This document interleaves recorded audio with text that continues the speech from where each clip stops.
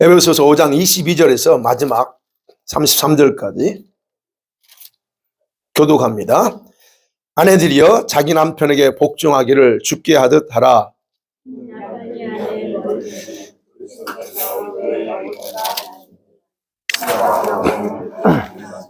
그러므로 교회가 그리스도에게 하듯 아내들도 범사에 자기 남편에게 복종할지니라.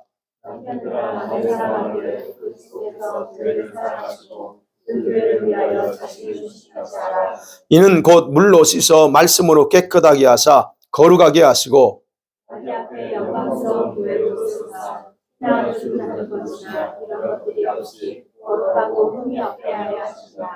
이와 같이 남편들도 자기 아내 사랑하기를 자기 자신과 같이 할지니 자기 아내를 사랑하는 자는 자기를 사랑하는 것이라. 누구든지 언제나 자기 육체를 미워하지 않고 오직 양육하여 보호하기를 그리스도께서 교회에게 한다 같이 하였느니라. 우리는 그 몸의 지체임이라.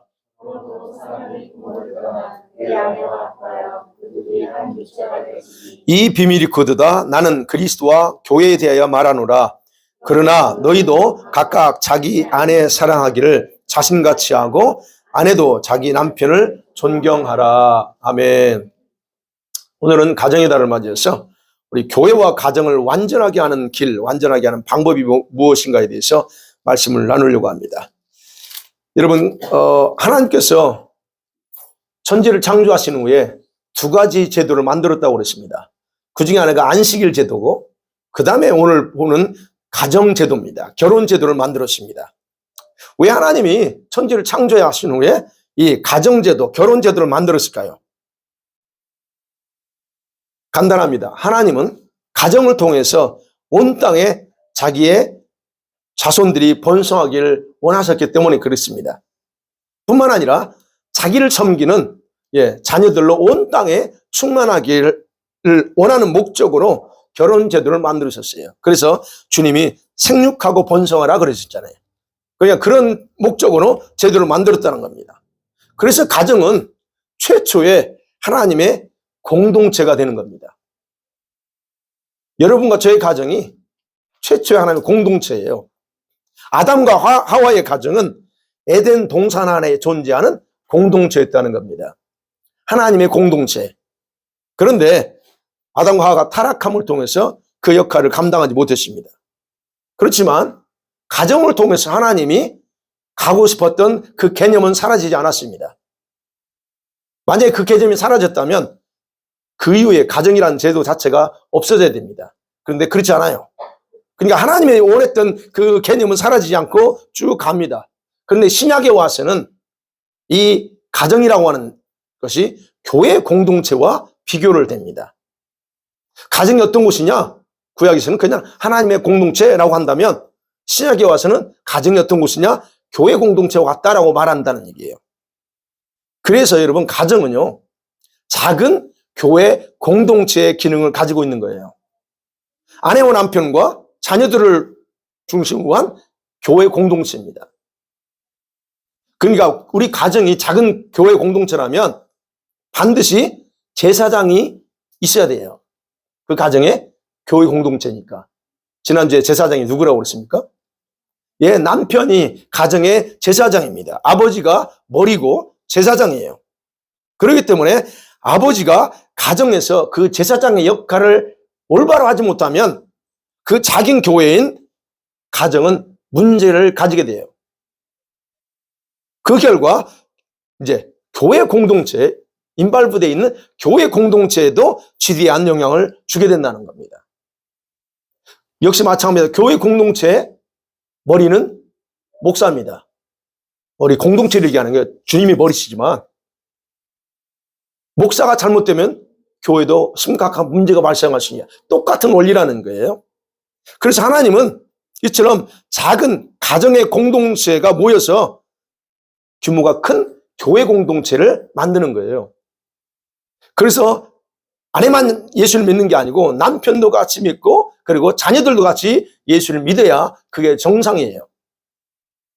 그렇기 때문에 여러분, 우리 남편들이 주의 깊게 생각해야 될 건 자신의 역할에 따라 가정뿐만 아니라 교회 공동체에도 깊은 영향을 준다고 하는 사실을 잊어서는 안 됩니다. 나 하나쯤이야 뭐. 예. 혹 뭐 내가 잘못해도 아내가 잘하면 되지 뭐 이런 생각을 할 수 있습니다. 근데 그거는요 무관심한 거고 그런 무관심한 태도는요 무책임한 겁니다. 여러분 이제 이걸 안 이후에는 여러분 우리 좀 충실하셔야 됩니다. 오늘 본문의 말씀 바로 이 가정에서의 그런 아내와 남편의 역할이 교회와 어떻게 연결되어 있는가를 우리에게 상세하게 알려줍니다. 자, 첫 번째 생각합니다. 아내와 남편의 관계에서 책임이 있어요. 그 핵심이 있습니다. 여러분 가정의 최초 구성원은 아내와 남편이에요. 사랑하는 아내와 남편입니다. 근데 이 둘은 하나님의 계획을 위해서 준비되고 그 만남 속에서 하나가 됐습니다. 그래서 하나님은 이 두 사람을 통해서 또 다른 자신의 역사를 세워나가기 원합니다. 그러나 여러분 이 두 사람이 하나님의 계획을 완성해 나가기 위해서는 반드시 하나님이 정해진 룰이 있어요. 그 정해진 룰이 있습니다. 그 룰을 따라가야 된다는 얘기예요. 구약에서는요, 이 룰에 대해서 상세하게 기록하지 않았습니다. 가정에 대해서요, 상세하게 기록 안 돼요. 왜냐하면 당시에는 문화적으로 그럴 필요가 없었어요. 여러분, 우리가 성경에 나온 아브라함 아시죠? 아브라함의 당시 문화는 아내가 자기 역할에 대해서 분명하게 인식하고 있었습니다. 자기 역할이 뭔가를 알고 있었어요. 그래서 어떻게 해요? 남편을 마치 주님을 대하는 것처럼 대우하고 존경했습니다. 베드로전서 3장 5절 6절에 그렇게 기록하고 있어요. 사라가 아브라함을 뭐라고 표현하냐면 주님 그렇게 표현합니다. 노예 관계를 얘기하는 게 아니에요. 그 의미는 아내가 자기 역할이 뭔가를 알고 남편에게 그렇게 대우하고 존경한다는 얘기예요. 머리라고 하는 걸 인식하고. 그래서 말합니다. 남편을 그렇게 주라고 칭하면서 순종했다는 거예요. 근데 그렇게 순종하는 것이 곧 자신을 단장했다라고 말합니다. 우리 몸 단장한다고 했죠? 그 단장한 거예요. 자기 자신을. 여러분 그렇게 하는 것이 우리 여자분들 입장에서는 그게 억셉트가 안 될 수도 있어요. 왜냐하면 자기 자신을 비천하게 만든다고 생각하고 아니 그런 억울하다고 생각할 수 있습니다. 그런데 그런 의미가 아니에요. 여러분이 남편을 그렇게 존경을 높인다고 해서 여러분이 비천하게 되는 게 아니고 여러분은 억울하게 되는 게 아니에요. 그게 정상이에요. 그게 바로 베드로는 그렇게 함을 통해서 자기 자신을 단장하는 역할이라고 분명하게 말하고 있다는 얘기예요. 사라는 바로 그걸 알았다는 얘기예요. 그리고 그것이 믿음의 행위였다라고 말합니다. 그런데 이런 것이요, 유대인들에게 문제가 없었어요. 유대인들은 이게 정상에 당연한 거예요, 그게. 물론 가부장적인 우리 한국처럼 그런 사회의 문화적인 부분이 맞아요, 성경적으로는. 그러나 이제 문명이 발달합니다. 근데 사람이 더 점점 발달하면 발달할수록 타락이 깊어집니다.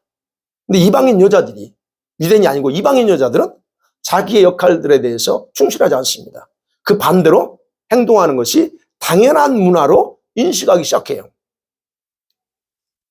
바로 사단의 손길은요, 이런 하나님의 창조 질서가 잘 보존되어 오던 그런 가정제도까지 침투했습니다.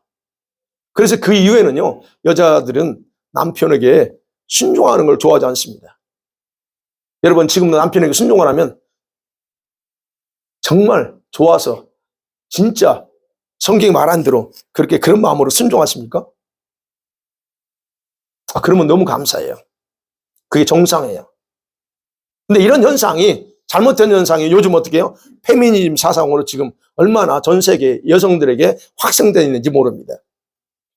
여성 상위 뭐 이런 거요. 어찌됐든 이런 사회적 현상은요, 초대교회 당시에 이방인 국가에 너무 편만하게 이게 확장돼 있었어요. 그래서 바울이 이제 선교를 합니다. 바울이 선교가 그 터키, 로마 이쪽 지역을 먼저 선교하잖아요. 유럽 쪽을 선교합니다. 그러다면 이제 이방 교회가 생겼습니다. 그래서 교회가 생겨서 이제 그 교회 안에 남편과 가정이 있고 아내들도 왔습니다. 근데 그런 과정에서 이 바울이 특별히 오늘 에베소 교회에 편지를 쓰면서 바로 이 부분에 대해서 상세하게 설명해요. 창조 때의 부부의 역할에 대한 핵심이 뭐냐는 것을 기록하고 있다는 얘기예요. 그래서 오늘 내용이 그렇습니다. 22절 아내들이여 그럽니다. 자기 남편에게 복종하라 말합니다. 이방인 교회의 여자들이 아까 말씀드렸죠? 복종하지 않는 그런 습성을 가지고 있는 그들에게 말합니다. 복종이라 말합니다. 아내의 역할이 뭐냐는 거예요. 아내의 역할은 남편에게 순종하는 겁니다. 근데 문제는 순종이 잘 안 된다는 거예요. 그러면 분명히 우리는 아셔야 됩니다. 우리는 되든 안 되든 성경 말씀이 그렇게 말하고 있기 때문에 우리 여성분들은 남편에게 순종해야 됩니다. 그럼 어떻게 해야 될까? 되게 하려면 안 되는 걸 되게 하려면 어떻게 해야 돼요? 바울도 이걸 알고 있습니다. 그게 여자분들이 쉽게 되지 않는다는 걸 알고 있어요. 그래서 어떤 이유를 달지 못하도록 바울이 수식어를 답니다. 뭐라고 표현해요? 죽게 하듯 말합니다. 주님께 하듯이 순종하래요. 남편을 생각하면 순종이 안 돼. 그런데 남편을 보지 말고 주님께 하듯이 하래요. 왜요? 그렇게 해야 되는 이유가 바로 23절이에요. 남편은 아내의 머리이기 때문에 그렇다 말합니다. 남편이 아내의 머리예요. 근데 그 머리가 되는 것에 대해서 이것은 예수님께서 교회의 머리됨과 동등한 권리라고 말합니다. 여러분이 우리 예수님이 이 교회의 머리라고 하는 것을 인정한다면 바로 남편이 아내의 머리라는 것도 똑같다는 거예요. 똑같은 레벨로 보신다는 거예요. 그래서 교회가 머리이신 예수님께 순종하는 것처럼 아내들도 그렇게 된다라고 하는 게 바울이 말하는 겁니다. 아내만 어려운 게 아니에요. 남편이 더 어렵습니다. 남편의 역할이 뭐예요? 여기 보니까 24절 보면 그렇습니다. 25절에 남편의 역할은 뭡니까? 아내를 사랑하는 겁니다. 남편은 남자들의 문제가 뭐냐면 아내를 성적 대상이나 노예처럼 자기 마음대로 해도 된다고 하는 그런 생각을 가지고 있다는 거예요. 그렇지 않습니다. 사랑의 대상이에요, 아내는. 근데 문제는 사랑이 잘 될까? 똑같아요. 아내가 남편에게 순종하는 게 잘 안 됩니다. 남편이 아내를 사랑하면 또 잘 안 될 수 있습니다. 왜? 안 돼요. 그러면 안 되는 거를 되게 하는 길은 뭐냐는 거예요. 바울이 역시 동일하게 얘기합니다. 되게 하는 길은 한 가지. 예수님께서 자신의 몸을 희생하면서 교회를 사랑한 것처럼 너도 네 아내를 그렇게 너 자신을 희생하면서 사랑하래요. 어떤 게 더 쉬워요? 아내가 쉽습니까? 남편이 쉽습니까? 아내는 쉬워요. 그냥 하라는 대로 하면 돼. 근데 남편은 어렵습니다. 남편의 사랑은 자신을 온전히 희생함을 통해서 흘러나오는 사랑으로 아내를 사랑해야 돼요. 근데 보세요. 남편이 그렇게 아내를 사랑하는 것이 뭐냐면 곧 자기 자신을 사랑하는 거라고 말해요. 28절에 그러죠. 남편들 자기 아내 사랑하기를 자기 자신과 같이 할지니 자기 아내를 사랑하는 자는 뭐요? 자기를 사랑하는 거예요.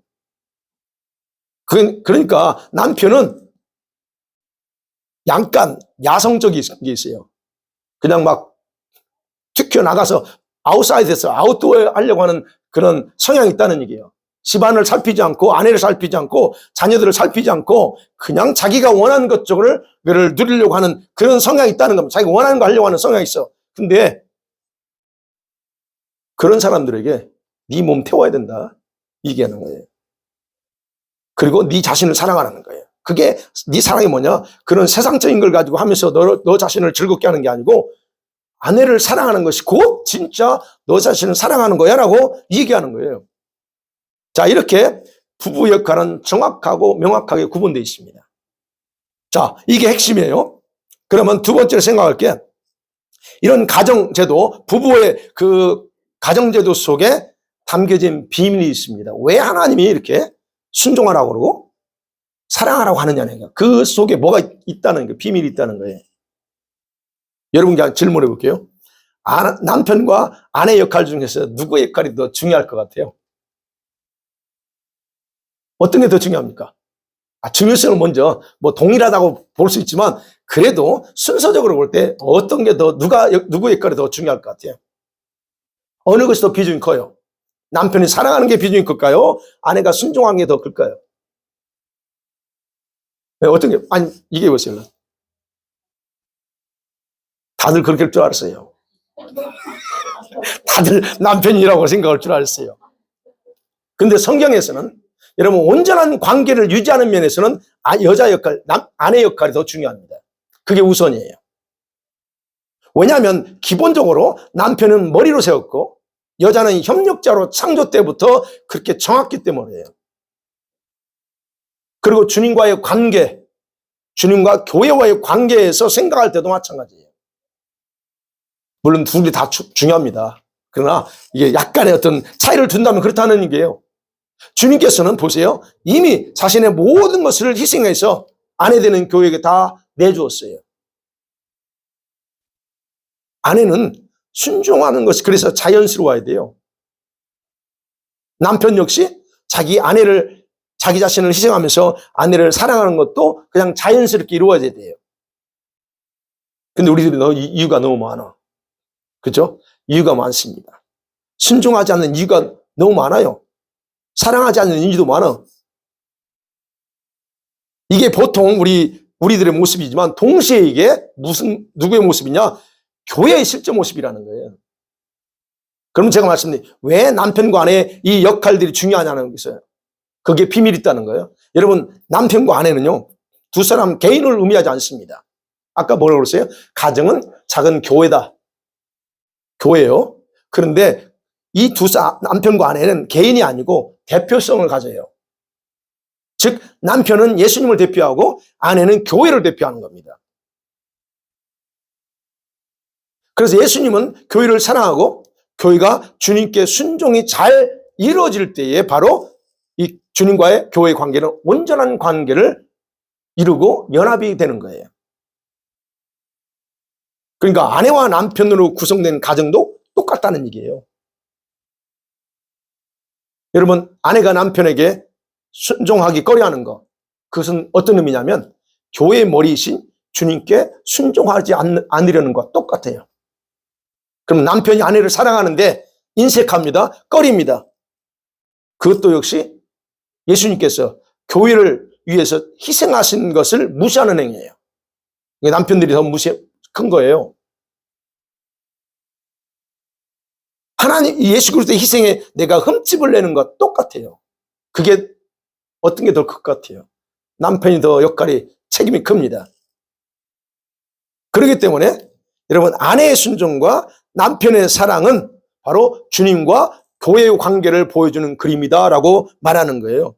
그래서 가정제도를 통해서 이 둘의 관계 속에서 그림으로 보여주는 핵심이 바로 이겁니다.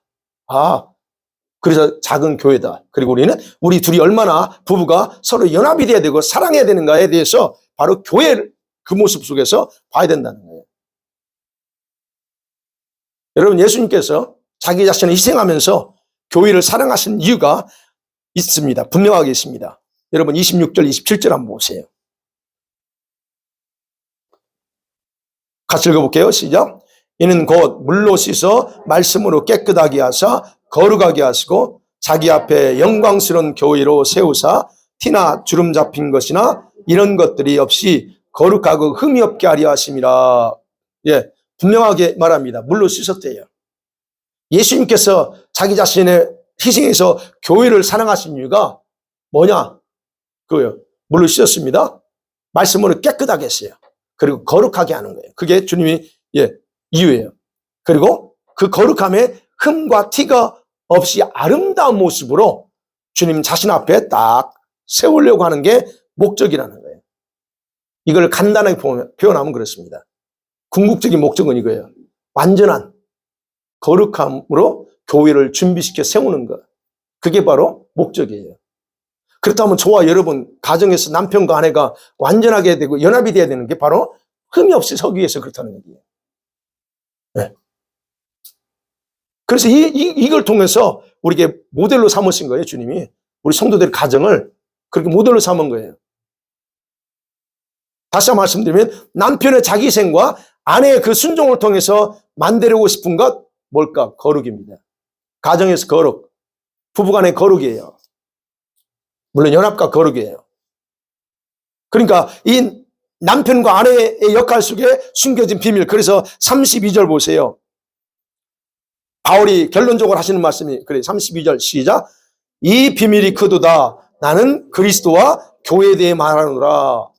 분명히 말하죠. 분명히 아내와 남편에 대해 얘기다가 나중에 무슨 얘기한다고 그래요? 내가 비밀을 얘기했는데 그 비밀이 뭐냐? 아, 이거는 그리스도와, 신랑 대신 그리스도와 교회, 아내인 교회에 대해서 이게 써라고 얘기하는 거예요. 부부라고 하는 제도 속에는 예수님과 교회의 관계가 내포되어 있다는 거예요. 그러니까 얼마나 여러분, 우리 사랑하는 아내와 남편이 뜨겁게 사랑해야 되면서 동시에 연합이 되어야 되는가의 중요성을 알 수 있다는 거예요. 그래서 이제 우리가 기억해야 돼요. 남편들은 자기가 누구를 대표하는지를 정확하게 파악하고 살아야 됩니다. 남자분들은 이거 아셔야 돼요. 여러분 마음대로 살지 마시죠. 여러분 예수님을 대표하는 셈이에요. 지난주에 말씀드렸죠. 가정이 역기능적인 가정이 있다. 아내가 남편을 좌지우지야. 이거 바로 잡으셔야 됩니다. 그게 아니에요. 남편이 바로 써야 돼요. 그럼 아내는 어떤 역할이요? 아내는 교회를 대표하는 자로서 남편에게 왜 순종해야 되는지를 정확하게 알고 사셔야 됩니다. 어떤 집사님이 그래요. 남편 나와야 순종하지. 그 얘기예요, 저한테. 전 뭐라고 할까요, 그럼? 집사님은 아내답습니까? 내가 그래요. 아내답습니까? 우리가 정확하게 하셔야 돼요. 이게 있어요. 자, 이런 것을 발견할 때에 각자가 서로에게 충실하고 그러면서 연합을 이루는 일에 최선을 다할 수가 있어요. 그래서 이제 우리는 남편들은 가정에 충실해야 돼요. 자녀들의 잘 관리하고 돌보셔야 돼요. 아내를 사랑해야 되고 아내도 역시 마찬가지입니다. 그런 가운데 그럴 때 연합이 된다는 거예요. 예. 그래서 여러분 교회에 머리 대신 예수님께서 우리들의 허물을 잘못을 들춰내서 비난하지 않습니다. 주님 여러분에게 여러분 기도할 때 여러분이 잘못한 걸 들춰내면서 여러분을 책망하던가요? 비난하던가요? 주님은 절대 그러지 않습니다. 감싸주십니다. 연약함을 알고 감싸줍니다. 그런 것처럼 남편과 아내는 서로에게 그렇게 해야 됩니다. 부부는 서로 상대를 블레임해서는 안 돼요. 근데 너무 현대 교회에서 아내들이 남편을 블레임합니다. 이건 심각한 거예요. 블레임하지 마세요, 남편. 근거가 뭐예요? 블레임하는 근거가 뭡니까? 여러분이 생각하는 대로 안 하기 때문에 그렇죠? 블레임해요. 하지 마세요. 주님이 여러분 블레임하면 여러분 못 삽니다. 바로 그 의미예요. 서로 블레임하지 않고 서로 이렇게 비난하지 않고 감싸줘야 되는데 자꾸 블레임해. 이유는 있어요. 남편을 위해서 블레임하지 마세요. 남편 기죽이지 마세요. 여러분 이것 또한 그래서 주님과 교회의 관계 속에서 기억해야 될 중요한 원리입니다. 자, 그러면 이제 그렇죠. 그럼 이 비밀을 완성해 나갈 수 있을까? 남편과 아내 속에 담겨진 비밀이 핵심이 뭐예요? 거룩함, 완전함이라고 그랬어요. 근데 그걸 완성해 나갈 수 있을까요? 예, 분명히 있습니다. 주님이 하실 역할이 있고 우리 자신이 해야 될 역할이 있습니다. 그것만 하면 완성이 됩니다. 여러분 오늘 보세요. 29절을 봅니다. 누구든지 언제나 자기 육체를 미워하지 않고 오직 양육하여 보호하기를 그리스도께서 교회에게 함과 같이 하나니 우리는 그의 몸의 지체임이라 말합니다. 여기서 보세요. 자신의 몸을 미워하는 사람 하나도 없습니다. 여러분 맞죠? 우리 젊었을 때는 여러분 얼굴에 대해서 내 몸에 대해서 나는 왜 이렇게 생겼어요? 여자분들 특별히 많이 해요. 그죠? 왜 나는 이렇게 생겼을까? 못생겼을까? 나는 여러분 근데 기본적으로 자기 몸을 미워하는 사람 아무도 없습니다. 미워한다면 왜 갖고요? 갖고는 이유가 뭡니까? 미워하지 않는다는 얘기예요. 그러니까 성경이 말하는 거예요. 자기 몸을 미워하는 적 없다. 자기 몸을 가꾸고 돌보며 살아가는 것이 정상이라는 거예요. 그 29절에. 그처럼 주님께서도 교회를 그렇게 가르치고 돌보신다 하는 겁니다. 29절 말씀이 그겁니다. 그리스도께서 교회 함같이 그렇게 자기 자신을 돌본대요. 왜냐하면 우리는 그리스도의 몸의 지체이기 때문에. 이게 바로 주님의 역할입니다. 주님이 저와 여러분을 돌보십니다. 여러분이 그 역할을 제대로 하겠다고 하면 주님이 그 일을 할 수 있도록 돌보세요. 여러분 걱정할 거 없어요. 근데 문제는 이제 우리 역할의 문제입니다. 여러분 보세요. 우리 역할의 31절 보겠습니다. 같이 볼게요. 시작. 그러므로 사람이 부모를 떠나 그의 아내와 합하여 그 둘이 한 육체가 될지니라. 이게 우리 역할이에요. 뭐라고 합니까? 사람은 자기 부모를 떠나야 된대요. 부모를 떠나서 누가 하나 돼요? 아내와 하나 돼요. 남편과 하나 됩니다. 여기서 말하는 부모는 물론 이제 실제 부모이기도 합니다. 상징적인 의미가 있어요. 부모는 자기 마음의 고향과 같이 항상 떠날 수 없는 자신의 본성, 이 뿌리를 의미합니다. 여러분이 태어난 곳, 여러분 못 있습니다. 절대 죽을 때까지 잊지 못합니다. 그 본성이에요, 그거. 여러분, 그거 똑같다는 게. 이 부모라고 하는 것은 떠나야 될 건 자신의 본성이에요. 자신의 뿌리입니다. 그것을 떠나야 됩니다. 여러분의 본성 있죠? 여러분의 성향 있죠? 저도 마찬가지입니다. 그 본성적인 게 있어요. 그거를 깨고 떠나고 아내와 남편과 하나 돼야 돼요. 이 역할이 바로 우리 역할입니다. 그렇게 나갈 때 주님이 우리를 둘을 통해서 거룩함을 또는 연합을 이뤄나가는데 성공하신다는 얘기예요. 그 다음에 이제 세 번째 마지막으로, 자, 그러면 이 교회와 가정을 완전하게 하는 길이 있어요. 이제 우리가 이제 이런 걸 오늘 본문을 통해서 봤습니다. 그러면 이제 더 완전하게 할 수 있는 더 직접적인 게 뭐냐는 거예요. 자, 부부를 통해서 하나님이 자녀를 선물로 주십니다. 예, 하나를 주든 둘을 주든 뭐 셋을 주든. 그러면 자녀들은 어떤 존재일까? 그 가정이 어떤 존재일까요? 시편 127편 3절에 보면요. 자녀는 하나님의 기업이래요. 가정에 준 기업이래요. 상급이래요. 원수들과의 싸움에서 패하지 않게 하는 무기와 같다라고 말합니다. 그러니까 여러분이 가지고 있는 낳은 자녀들이요. 그런 소중한 존재예요. 근데 신약에서는 바로 하나님의 새로운 멤버로 보내주신 성도나 마찬가지라고 하는 거예요. 그러니까 여러분 자녀도 하나님의 자녀이고 성도의 교회 멤버예요. 그렇게 생각하셔야 됩니다. 내 자녀니까 여러분 마음대로 하셔는 안 돼요. 그래서 믿는 성도의 가정은 여전히 하나님의 작은 공동체예요. 지금 그렇습니다. 그리고 자녀들은 부모와의 관계 속에서 연합을 배워야 되고 그러면서 다음 세대로 준비돼야 돼요. 그래서 그것이 부모가 자녀에게 주어야 될 최고의 사랑입니다. 자녀에게 사랑을 많이 베풀죠. 물질적인 것도 베풀고 뭐 모든 걸 베풉니다. 그러나 온 마음을 다해서 베풀지만 진짜 사랑은 부부가 연합된 걸 보여주면서 아이를 다음 세대로 키우는 거예요. 그게 진짜 사랑입니다. 그래서 사탄은요, 이 사랑을 절대로 허용할 수 없기 때문에 가정을 파괴하고 특별히 아빠를 건드리고 아빠를 잘못된 방향으로 가게 만들어서 그런 일을 하는 거예요. 그리고 아이들을 요즘 교육에서 어떻게 합니까? 아이들을 피폐하게 만들어요. 그게 바로 아이들을 파괴하려는 목적이라는 거예요. 어찌됐든 자녀가 태어나면 부모는 그런 하나님 아버지의 역할을 직접적으로 아이들에게 보여준다는 거예요. 그래서 여러분이 하나님에 대해서 하나님을 어떻게 믿느냐는 바로 여러분이 아버지와의 관계가 어땠었느냐, 육신의 아버지와 관계가 어땠었느냐에 따라서 그 아이가 아니면 여러분이 하나님에 대한 생각을 동일하게 해요. 아버지가 무서웠던 아이들은 커서도 하나님 믿어도 하나님 무섭게 생각합니다. 그러니까 여러분, 그게 아버지의 역할이에요, 여러분. 하나님 아버지 역할을 하기 때문에 그래요. 특별히 가정이 작은 교회 공동체라고 그랬어요. 그런 관점에서 보면 자녀들에 대한 사랑은요, 하나님 아버지의 사랑을 확인할 수 있게 하는 모델이에요.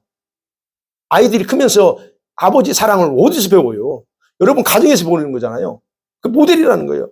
그래서 가정은, 아빠 엄마는 하나님 사랑의 전승자예요. 하나님의 사랑을 자녀에게 그대로 전해주는 전승자의 역할을 하는 거예요. 그렇기 때문에 부모의 목적대로, 여러분 엄마 아빠의 목적대로 자녀를 키우는 게 아니고 하나님의 계획대로 양육할 때에 바로 여러분은 위대한 하나님의 사랑의 전승자다라고 말할 수 있는 거예요. 그런데 요즘 참 문제입니다.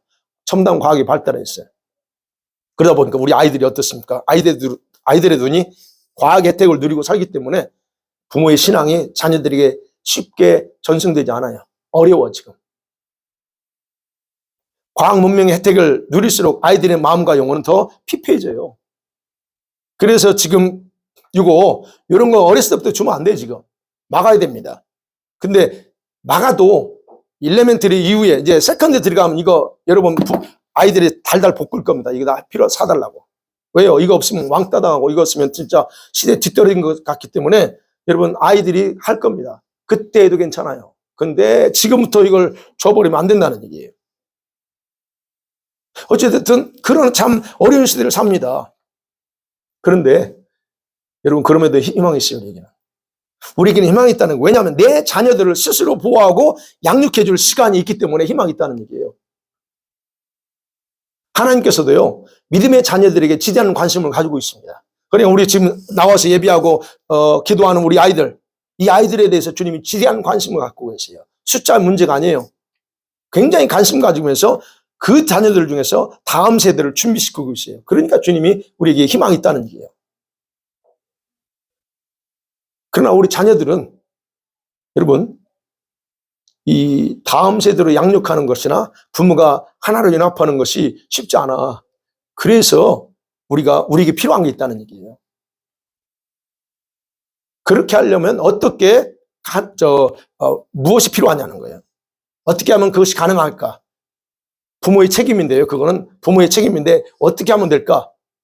오늘 본문에 에베소 5장에 여러분 15절 이하에서 나와요. 답이 거기에 있습니다.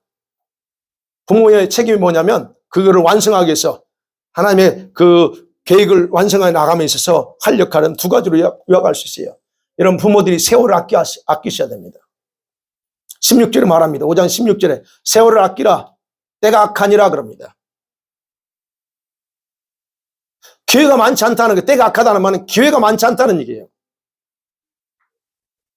여러분 여기서 말하면 지혜로운 부모는 어떻게 해야 될지를 자세히 파악하고 지금의 때를 알고 행하는 자다라고 말하는 거예요. 그래서 15절에 보면 너희는 어떻게 행할지를 자세히 주의하여 보라. 그래 지혜 없는 일 같이 하지 말래요. 하나님의 뜻이 무엇인지 모르고 아무런 생각 없이 자기에게 집중되어 사는 사람이 그 부모가 어리석은 부모예요. 부모 교육은 엄마에게 다 맡겨놓고 아빠는 아무것도 그냥 알아서 하겠지. 이건 무책임한 겁니다. 또는 단지 교회만 다니는 것으로 만족하지 않고 여러분 주님의 뜻을 위해서 살도록 도와주는 게 그게 진짜 부모가 해야 될 일이에요. 그리고 자녀들을 여러분 하나님의 천국 백성으로 생각하고 교육해야 됩니다. 그리고 준비시켜줘야 돼요. 왜요? 지금 주님의 재림이 눈앞에 다가왔고 심판이 곧 옵니다. 하나님의 심판 두려워하셔야 됩니다. 그 다음에 두 번째 보는 건 뭐가 필요하냐면 우리 부모들이 필요한 건 성령 충만 받아야 됩니다. 그게 핵심이에요. 18절 그랬죠? 세월을 아끼라 해놓고 술 취하지 마라. 이는 방탕한 것이다. 그리고 오직 성령으로 충만받으라 말합니다. 성령의 충만을 받아야 됩니다. 부모가 먼저 성령 충만 받아야 돼요. 그러면 성령 충만이 뭘 의미하느냐? 성령에 흠뻑 젖어 있는 상태를 말합니다. 좀 이렇게 풀어 말하면. 아니면 성령께 예민하게 반응하면서 사는 것이 바로 성령 충만의 현상입니다. 뭐 갑자기 뜨거워가지고 막 난리 뜨고 이게 성령 충만이 아니에요. 성령 충만은 그런 의미가 아닙니다. 그건 일시적으로 그냥 할 수 있는 부분이에요. 근데 성령에 예민하게 반응하면서 사는 것이 보세요. 내가 성령 충만인지 아닌지 그게 그 현상이에요. 자기 생각을 따르지 않고 자기 생각을 따르기를 포기하고 성령에 인도받는 사람이 성령 충만한 사람이에요. 우리가 흔히 말하죠. 은혜 충만, 사랑 충만 막 이런 말 하죠. 예, 은혜 충만해야 됩니다. 맞습니다. 사랑도 충만해야 돼요. 근데 그 은혜 충만, 사랑 충만이라는 말은 성경에 없습니다. 우리가 만든 말이에요. 근데 오직 한 가지, 충만하라는 말은 한 가지 나옵니다. 뭐 충만? 성령 충만하라고 말합니다. 이건 명령이에요. 성령 충만 받으라 말합니다. 그럼 왜 이 사랑 충만도 중요하고 다 필요한데 왜 그건 얘기 안 하고 성령 충만하고 하라고 했을까? 왜 그럴까요? 거기에 가장 중요한 이유가 있기 때문에 그래요. 성령 충만 받지 않고는 절대로 교회와 교회의 거룩함이나 가정의 거룩함과 연합은 불가능하기 때문에 그래요. 그래서 바로 그 이후에 아내와 남편에 대해서 얘기하는 거예요. 성령 충만 먼저 강조해놓고 얘기하는 거예요. 여러분 우리가 그냥 흔히 사랑 충만하고 은혜 충만해도 복되게 살 수 있습니다. 여러분이 그냥 신앙생활 잘 할 수 있고 할 수 있습니다. 그러나 사랑 충만하고 은혜 충만을 지속하게 하는 원동력은 성령 충만이에요. 이게 없으면 사랑 충만, 은혜 충만 어느 순간에 소진되면 여러분은 옛날로 돌아갑니다. 그래서 성령 충만 중요한 거예요. 그래서 성령을 행하지 않는 사람, 성령을 행하지 않는 어떤 은혜는 존재하지 않아요. 그렇게 되면 내 거가 흘러가요. 원래 자기 본성, 성품이 흘러가게 돼 있어요. 그래서 우리 성도들은요, 성령 충만하든가 아니면 자기 생각 둘 중에 하나에 이끌려 살고 있어요. 지금 그렇게 보시면 돼요. 내가 뭐에 이끌려 사는가. 자기 생각이 충만한 사람은 자기 생각을 흘려보내게 돼 있어요. 근데 성령 충만한 사람은 성령을 흘려보내는 겁니다. 여러분에게 있는 게 나가지 없는 게 나가지 않잖아요. 그죠? 여러분의 말에서 나오는 게 뭐가 나와요? 여러분이 담고 있는 거 나가는 거예요. 전혀 새로운 걸 나가지 않고. 그게 바로 원리예요. 그래서 여러분과 제가 기억하셔야 될 건 내가 생각하는 것이 나쁘다 좋다가 아니라 내 생각의 출처가 이게 어디에서 왔는가를 파악하셔야 돼요. 왜냐하면 성령이 아닌 것은 대부분 다 우리의 생각과 감정의 영역에서 나오는데 그 영역은 다 지금 마귀의 놀이터이거든요. 그렇기 때문에 파악하셔야 된다는 거예요. 여러분의 생각이 성령이 다스리는 생각의 영역이라면 괜찮아. 근데 생각은 거의 그럴 수 없습니다. 여러분 절대적으로 성령 말씀처럼 생각을 복종시키지 않는 이상 여러분 성령이 여러분 그 생각 영역에 통치하지 않아요. 그렇기 때문에 생각 믿지 마요. 제발. 바울은 이 부부가 연합해서 하나님의 비밀을 완성해 나감에 있어서 그 비결이 그래요. 성령 충만이 전제되어야 된다고 말하는 거예요. 그래서 가정에서 부모가 성령 충만하면 어떻게 해요? 자녀들은 그 모습 보게 되고 영향을 받아요. 성령 충만 받지 않고 살아갈 수 있어요. 예, 지금처럼 우리가 그냥 이렇게 살아갈 수 있습니다. 근데 결코 온전한 순종, 남편에게 온전한 순종 안 나옵니다. 아내에게 온전한 사랑 나오지 않습니다. 연합이 안 돼요. 그래서요. 불가능하다는 거예요. 그래서 기억해야 될 건 왜 성령 충만을 받아야 되는가에 대한 대답은 여러분 굳이 설명하지 않아도 우리 스스로 다 알아요. 그렇잖아요. 성령 충만 받아야 돼. 여러분 다 그렇게 말하잖아요.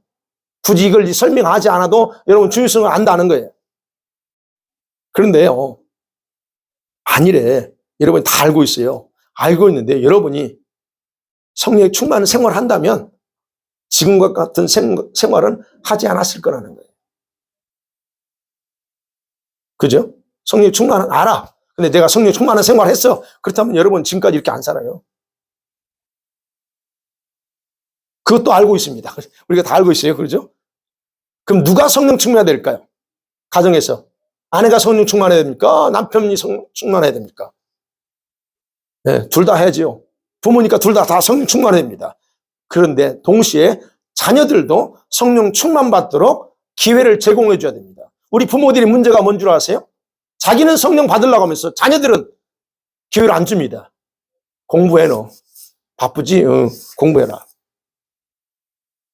참 이게 안타까운 거예요. 자녀들은 부모의 간섭 아래 있기 때문에 어렸을 때부터 성령 충만 받을 수 있는 기회가 주어지지 않았어요. 네. 그러나 지금은요, 자녀들에게 그 기회를 만들어줘야 될 때예요. 그래서 강조합니다. 자녀들의 공부도 중요하지만 영적인 준비와 훈련이 먼저예요. 아멘. 먼저 시켜야 돼. 지금 때가 어떤 때입니까? 너무 악해요. 이런 때에 아이들이 거기서 이겨나갈 수 있는 힘이 어디 나와요? 이거 준비하지 않으면 안 돼요. 자녀들의 인격과 성품, 신앙교육에 중점을 두고 이 아이들이 앞으로 세상을 이겨나갈 수 있도록 훈련해야 된다는 거예요. 그래서 솔직하게요, 생각해봐요. 이미 장성한 자녀들의 모습을 보세요. 우리 애들도 보고, 여러분 자녀 이미 성장해서 여러분 컨트롤이 잘 안 되는 자녀를 보세요. 그들이 현재의 신앙의 모습, 교회를 안 다닌다는 게 아니에요. 제가 말씀드린 신앙적인 모습, 하나님과 관계에서 얼마나 그들이 충실하게 살고 있는가 보셔야 돼요. 내가 어렸을 때부터 아이들한테 그걸 줬다면, 제가 말씀드린 교회 다니는 걸로 얘기하는 게 아니에요. 보세요. 대부분의 신앙의 부모들이 세상적인 가치관에 따라서 자녀들을 양육했기 때문에 그런 결과가 지금 우리 자녀들의 모습이에요. 이거는 부끄러운 거지만 그래도 기도하고 몸부림치고 있습니다. 그래도 여러분도 몸부림치고 있죠. 더 몸부림쳐야 돼요. 저도 마찬가지입니다. 제가 항상 그래서 올려드린 거 하나님, 사랑하는 성도들 말씀 맺어볼게요.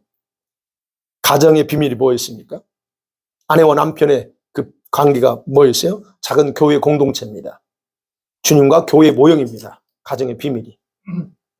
그렇기 때문에 불신자와 결혼하는 걸 반대하고 막는 거예요. 아무 생각 없이 그냥 좋아하니까 아니요, 그게 아니에요. 그래서 이제는 한 가지만 기억하세요. 이제 여러분, 그 어느 시대보다 지금 시급한 게 성령 충만 받는 겁니다. 왜 부부가 성령 충만을 받고 자녀들이 성령 충만을 받아야 된다고 말할까 하는 거예요. 왜요? 여러분, 하나님께서 지금 급한 성령의 파도를 일으키고 계시기 때문에 지금 기회예요.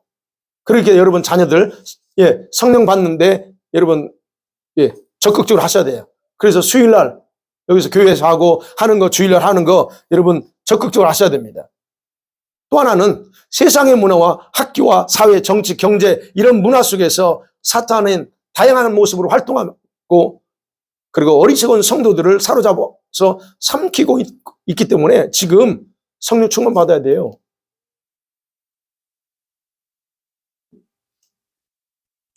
또 이 마지막 때는요, 이 마지막 때 교회와 우리 성도들은 하나님의 전투에 참여하는 용사로 준비되어야 하기 때문에 성령 충만 받아야 돼요.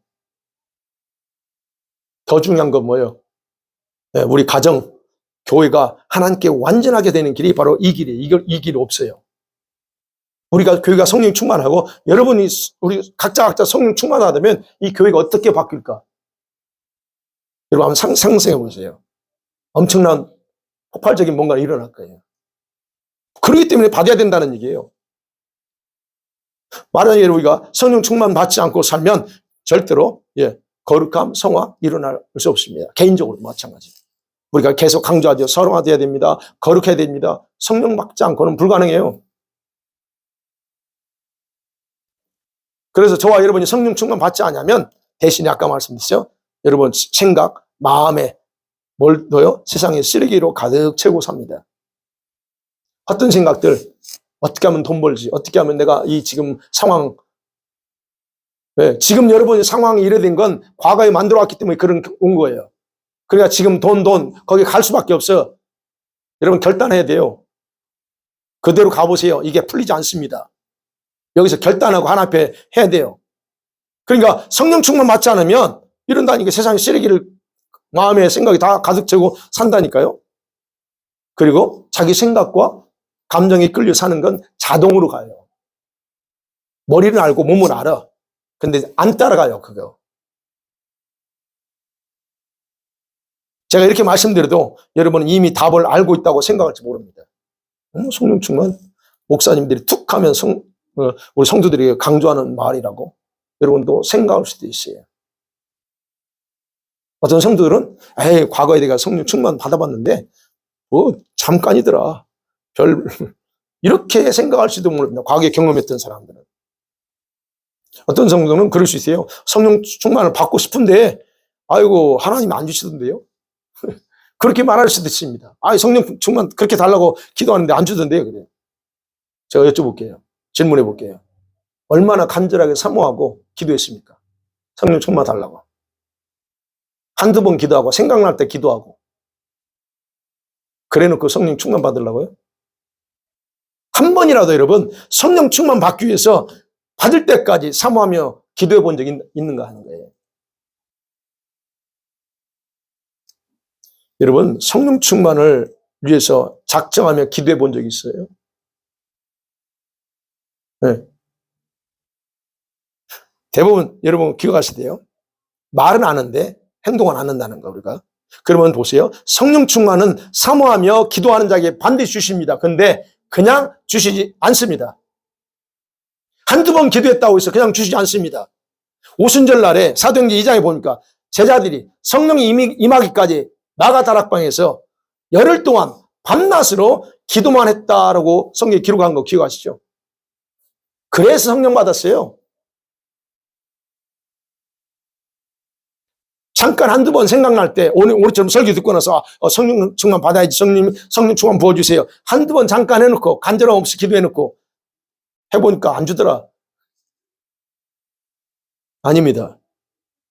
그러니까 기억하셔야 돼요. 왜 하나님께서는 성령으로 충만함을 받으라고 하는지 정확하게 이해하라고 주님 말씀하세요. 제가 어제 여쭤봐 주님, 제가 이제 답은 다 아는 얘기잖아요. 그래도 혹시 여쭤봐 주님, 성령 이게 하시고 싶은 말이 뭐 있으세요? 그때 딱 한 센텐스만 말씀하세요. 이거였어요. 성령으로 충만을 받고 살라고 하는 그 의미가 뭔지 정확하게 알라. 왜 성령 충만 받아야 되는지 정확하게 알래요. 여러분, 이제 여러분의 영혼을 한번 살펴보세요. 성령 충만을 간절히 원하고 있는가? 원하고 있다면 여러분 이제 사모하며 작정하면서 받을 때까지 기도하세요. 받을 때까지요. 내가 어떤 분은 그럴 수 있습니다. 간절함이 일어나지 않습니다. 충만함 받아야 된다는 생각되는데 마음에서 간절함이 안 일어날 수 있습니다. 근데 왜 그런가 여러분 스스로 파악하셔야 됩니다. 왜 그렇지 나한테는 왜 그런 간절함이 없지? 다른 사람 막 뭔가 열정적으로 사모하는데 왜 나한테는 그게 없어? 여러분 생각하셔야 돼요. 파악하셔야 돼요. 왜요? 대부분 다 미혹에 잡혀있기 때문에 그래요. 세상에 미혹되어 있어요. 뭐에? 이거요. 내면에 깔려 있어요. 굳이 성령 충만 받지 않아도 천국 가는 데 지장 없어. 그리고 충만 받으면 제한받는 게 너무 많아. 우리가 여러분 내면 속에 있어요. 성령 충만 받으면 성령이 아무것도 하지 못하게 할까봐 그게 내면에 불안함이 있어요. 내가 하던 일도 때려치러 가고 내가 그렇게 좋아하는 것도 못하게 할까봐 그런 불안함이 있어요. 여러분 안 그래요? 이게 성령 받으면 제한받는 게 너무 많을 거라고 생각해요.